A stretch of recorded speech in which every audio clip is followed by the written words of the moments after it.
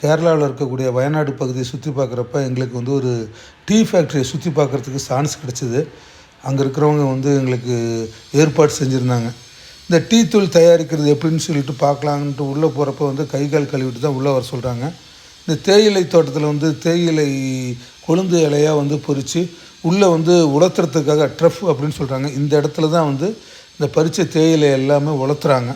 அந்த உலர்த்துறதுக்கு வந்து பார்த்திங்கன்னா நல்லா விறகடுப்பு வச்சு, அதாவது வந்து ஒரு ஃபேன் காற்று ஏற்பாடு பண்ணுறாங்க. அந்த ஃபேன் காற்றுல தான் வந்து சூடான காற்று செலுத்தி இந்த தேயிலையெல்லாம் வந்து உலர்த்துறாங்க. அதிக ஈரப்பதம் இருந்ததுன்னா அவங்களுக்கு தேவையான வெப்பநிலைக்கு மாற்றி உலர்த்துறாங்க. இல்லாட்டி ரொம்ப உலர்ந்து போன தேயிலையாக இருந்ததுன்னா அது குளிர் ஊற்றவும் செய்கிறாங்க. இந்த ப்ராசஸ் வந்து இந்த ட்ரஃப் மூலமாக வந்து அப்படி நடக்குது. இதுக்கப்புறம் வந்து பார்த்திங்கன்னா ஆட்டோமேட்டிக்காக வந்து தேயிலையெல்லாம் வந்து உலர்த்துனதுக்கப்புறம் மேலேருந்து கீழே கொண்டு வந்து பெல்ட் மூலமாக கொண்டு வந்து ஒரு இடத்துல வந்து கசக்குறாங்க. அதாவது வந்து பார்த்திங்கன்னா தேயிலை கொழுந்தாக இருக்கும், இல்லை கொத்தாக இருக்கும். அதெல்லாம் தனித்தனியாக பிரித்து கசக்கி தேவையில்லாததெல்லாம் பிரித்து எடுக்கிறதுக்கு ஒரு மிஷின். நம்ம கையில் கசக்கிறோன்னு சொல்கிறோம் இல்லையா, அது மாதிரி ஒரு மிஷினு. இந்த ஸ்டேஜ் முடிஞ்சதுக்கப்புறம் இந்த தேயிலையெல்லாம் வந்து அரைப்படுது. 1-2 அரைப்படுறப்ப அதுலேருந்து அரைச்சி வர்றப்ப அதில் இருக்கக்கூடிய தூசுகள் தேவையில்லாத இரும்பு தூள், இப்போ ஊசியாக இருக்கட்டும், ஊக்காக இருக்கட்டும், ஏதாவது அது கூட ஒரு மேக்னெட் வச்சு அப்படியே பிரித்து எடுக்கிறாங்க.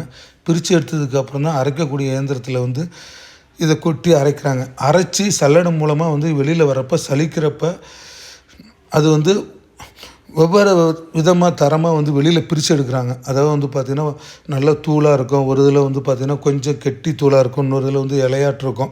சரி, திருப்பி வந்து அது அரைக்கணுங்கிறப்ப ஒரு அவசியம் ஏற்படுறப்ப திருப்பி கொட்டி அரைக்கிறாங்க. இப்படி தான் அரைச்சி ஒரு டீ தூள் வந்து தயாரிக்கிறாங்க. அரைச்சி நல்லா பவுட்ரு உள்ளது ஒரு ஃபஸ்ட்டு குவாலிட்டி வந்து வெளிநாடுகளுக்கு தான் ஏற்றுமதி செய்கிறாங்க. ஏன்னா அங்கே தான் வந்து விலை கொடுத்து அதிகமாக வாங்குகிறாங்க. நமக்கு வந்து அதுக்கப்புறம் உள்ள குவாலிட்டியில் தான் நமக்கு டீ தூள் கிடைக்குது. ஏன்னா விலை அதிகம். அதனால் இது பெரும்பாலும் வந்து பார்த்திங்கன்னா ஒரு நல்ல பெஸ்ட்டு குவாலிட்டி, ஃபஸ்ட்டு குவாலிட்டியெல்லாம் வந்து வெளிநாடுகளுக்கு தான் ஏற்றுமதி செய்கிறாங்க. அதுக்கப்புறம் தான் செகண்டு, தேர்ட் குவாலிட்டி தான் நம்ம நாட்டில் வந்து அப்படி விற்கப்படுது. சரி, இந்த ஒரிஜினல் டீ தூளில் வந்து எங்களுக்கு வந்து டீ வச்சு கொடுத்துட்டாங்க. டேஸ்ட்டு கொஞ்சம் வித்தியாசமாக இருக்கும். ஏன்னா அது வந்து வெளிநாட்டுக்காரங்களுக்கு தான் சூட் ஆகும். நமக்கு வந்து பார்த்திங்கன்னா பாலில் கலந்து குடிக்கிறதுனால நமக்கு வந்து இந்த பெஸ்ட்டு குவாலிட்டியில் வந்து குடிக்க அவ்வளோவா இன்ட்ரெஸ்ட் இருக்காது. அப்படி தான் ஒரு வழியாக வந்து பார்த்திங்கன்னா அந்த டீ தூள் வந்து பேக்காக பிடிச்சி அப்படி பேக் பண்ணி வெளிநாட்டுக்கு அனுப்புகிறாங்க.